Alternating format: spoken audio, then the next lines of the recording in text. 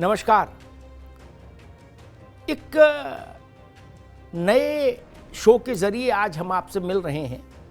अभी कुछ दिन पहले हमने कहा था कि शनिवार और इतवार के लिए कुछ होना चाहिए, ऐसा आग्रह था बहुत सारे चाहने वालों का, तो उनका आदेश सिर माथे, इसलिए आज से इसकी शुरुआत कर रहे हैं। अब हर शनिवार और इतवार रविवार आपको उसी समय यानी शाम को 5 बजे ही मैं मिला करूंगा, हर बार एक नए विषय के साथ, और विषय भी ऐसा जो रोज रोज की झांव झांव से, राजनीतिक तू में से थोड़ा हटके हो, ऐसी मैं कोशिश करूंगा।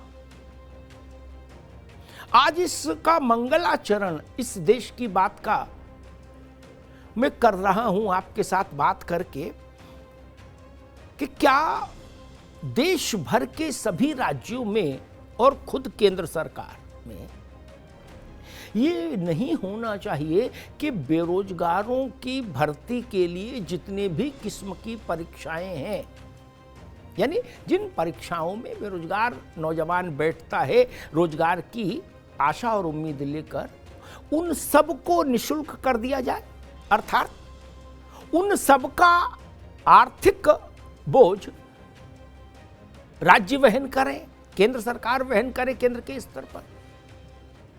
क्या ये आज के भारत के लिए इतनी बड़ी चीज है? एक गरीब घर के बेटा बेटी के लिए तो ये बड़ी चीज है, 1000 रुपया 2000 रुपए का बैंक ड्राफ्ट और पोस्टल ऑर्डर और इस ढंग की फीस डिपॉजिट करना। लेकिन क्या हमारी सरकारें अब इतनी दरिद्र हैं, इतनी गरीब हैं? हम दावा करते हैं कि हम 5 ट्रिलियन की अर्थव्यवस्था होने जा रहे हैं, उसकी ओर अग्रसर हैं। राज्य सरकारों के विज्ञापन देखिए तो लगता है वो कुबेर के खजाने पर बैठे हैं, वही अंदाज शाही है। सब जगह यही प्रचार किया जाता है कि राज्य में कोई कम, किसी राज्य में कोई कमी नहीं, खुशहाली चरम सीमा पर है। तो जब सब कुछ अच्छा है आर्थिक तौर पर, तो क्या हम ये फैसला नहीं कर सकते कि प्राइमरी स्कूल में अध्यापक के लिए जो भर्ती निकले वो निःशुल्क निकले, सिपाही के लिए भर्ती निकले तो निःशुल्क निकले? इस ढंग से तमाम भर्तियां ऐसी देश भर में जो होती हैं। एक पहल राजस्थान में हुई कल, जब बजट पेश हुआ वहां के मुख्यमंत्री अशोक गहलोत ने जब बजट पेश किया, तो उसमें अशोक गहलोत के बजट में ये व्यवस्था है कि किसी भी किस्म की सरकारी भर्ती में 1 टाइम रजिस्ट्रेशन फ्री होगा, निःशुल्क होगा। प्रक्रिया आगे बढ़ेगी तो समझ में आएगा इस जमीनी स्तर पर इसका क्रियान्वयन कैसे है, क्या है इसमें, क्या अच्छा है, क्या खराब है, इसमें क्या सुधार होना चाहिए। लेकिन एक पहल हुई है। क्या ये एक व्यवस्था ऐसी जिसमें यूपीएससी से लेके और राज्यों के भर्ती से जुड़ी एजेंसियों तक सबको ये बाध्यकारी हो कि भर्ती का कोई भी इम्तिहान फीस के साथ नहीं होगा? ये हो जाए तो आप समझ लीजिए करोड़ों नौजवानों के सपनों को और ज्यादा पंख लग पाएंगे। कहा जाता है कि बहुत सारी सरकारी ऐसी योजनाएं हैं जिनके औचित्य को लेकर हम और आप सवाल उठाते हैं। वो ना भी हो तो कोई मुश्किल नहीं, लेकिन ठीक है, सरकारें अपने राजनीतिक एजेंडे के हिसाब से उन सब योजनाओं को भी चलाती रहती हैं। लेकिन क्या इससे बड़ा कोई जनहित का काम हो सकता है, युवा हित का काम हो सकता है?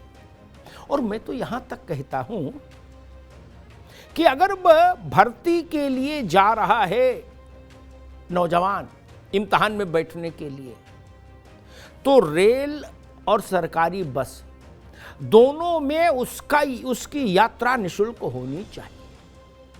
10 तरह की भर्तियों से जूझता है, गुजरता है, तब भी नौकरी पा जाए आदमी तो समझिए भाग्यशाली है। तमाम हिंदी भाषी राज्यों की स्थिति आप देखते हैं। भर्ती की परीक्षा होती है, शुरुआत हुई परीक्षा की, 10 मिनट हुए और पता लगता है कि पेपर लीक हो गया। कहीं भर्तियां अटकी हुई हैं, कहीं लटकी हुई हैं, कहीं भटकी हुई हैं, कहीं अदालतों की चौखट पर दम तोड़ रही हैं।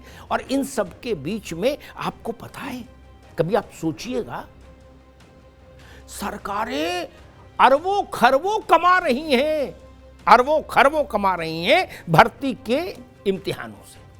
अब आप सोचिए, जो रोजी रोटी के लिए संघर्ष कर रहा है परिवार, उसका बेटा, उसकी बेटी रोजगार की तलाश में भटक रहा है, आप उसके पैसे से अपना भंडार भर रहे हैं क्या? सोचना चाहिए। मुझे लगता है ये बड़ा विषय है।